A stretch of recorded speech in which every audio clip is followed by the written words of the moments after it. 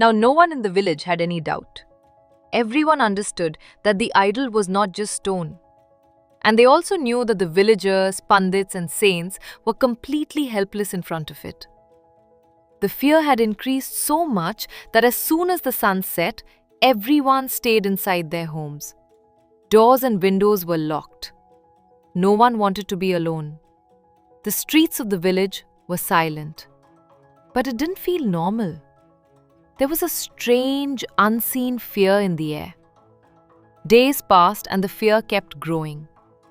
Now people were afraid not just of the night, but also of the morning. Because death was no longer coming in dreams, it was happening in broad daylight. At this point, the village head made a final decision. He sent a message to the king and asked for help. The king knew the village head, so he immediately sent his most trusted advisor. It took the advisor a week to reach the village, but before he arrived, 3 more children suddenly fell ill. There were no injuries and no signs of disease. They were just slowly losing their breath. The village head explained everything to the advisor, from finding the idol to all the deaths that followed. The pandits and saints were also there.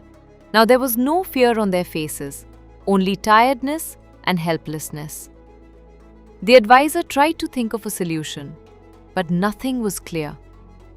Just then, one sage said, "If there is a solution to this idol, it is not in this village." The temple became completely silent. Then the sage continued, "In the neighboring kingdom, there are sages who know certain techniques. Maybe they can identify this idol." The advisor quickly sent a message to the king. The king ordered those sages to be brought to the village. After many days, one evening, some movement was seen outside the village. A few figures were slowly coming closer. As they came near, it became clear that the sages had arrived. But as soon as they saw the idol, their expressions changed. One of them said quietly, "We know whose idol this is." The sage stood in front of the idol for a while. His body did not move, but his eyes seemed to observe everything. The temple was completely silent. After a few moments, the sage said, "This is not the first time this idol has appeared in a village."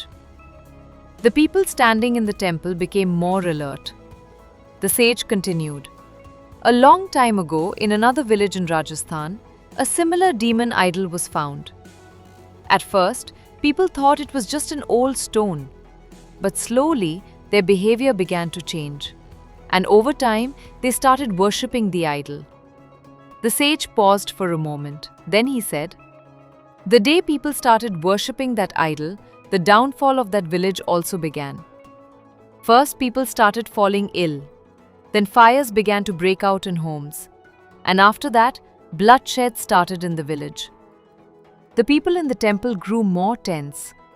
The sage continued, "Within a short time, the entire village was abandoned. But the influence of that demon did not stop there. Slowly, its effect started spreading beyond the village. Conflicts began at the borders. People grew weaker. The king's army started losing battles."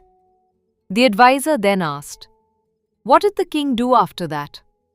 The sage replied, "After that, a great war took place. Many soldiers died just to remove that idol, and many never returned."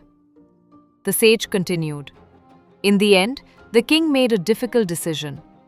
The idol was taken to the Himalayas and placed in a location where there was no village, no temple, and most importantly, no one to worship it."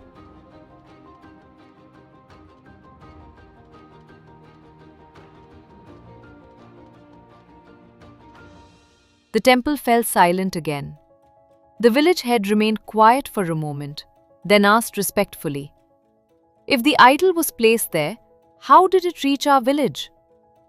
The sage looked at the idol again and said, "Either someone has brought it back from there, or someone has once again started worshipping it."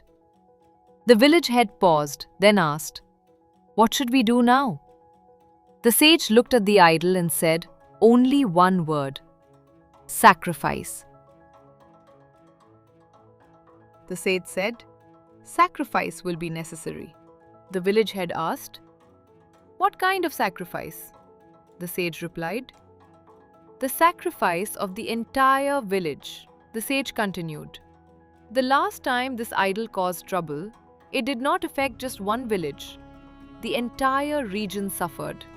Many people died and fear spread everywhere.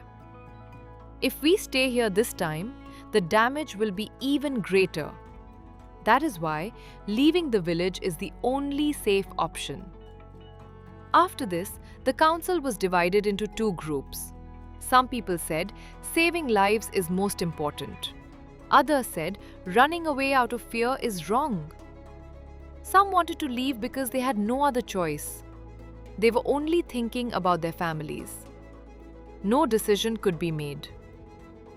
Meanwhile, one of the three sick children died. This news spread across the village. After that, people quietly started leaving. There was no help from the king either. Now only the priest, the village head, and the sage were left, trying to think of a solution.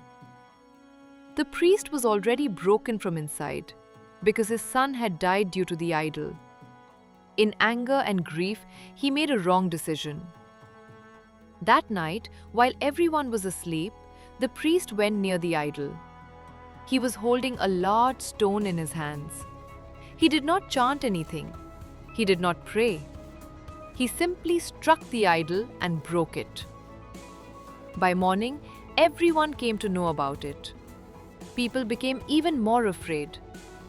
Everyone felt something very wrong was about to happen. That night, the village head had a terrible dream. He saw the priest in the dream. A demon was sitting on his shoulder. The demon said nothing, but its eyes were fixed on him. The next day, the village head told the sage about the dream. The sage's face turned pale. He said, "By breaking the idol, the priest has set the demon free. The idol was the only thing that was holding it." The village head asked, "What should we do now?" The sage replied, "Now nothing can be done. The breaking of the idol has removed the only restraint. No prayer and no remedy will work now." People say that within a few days the entire village was abandoned. Even today, the land remains empty. No one lives there, and no one dares to go there. The story ends here, but the fear begins from this point. The idol was broken, and with it, the restraint was broken too.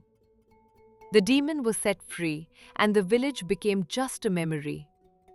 People say that soon after, all the houses were left empty. The land turned barren. Even today, no one lives there and no one dares to visit. That is why, even now, outside the village, it is written, "The Cursed Village."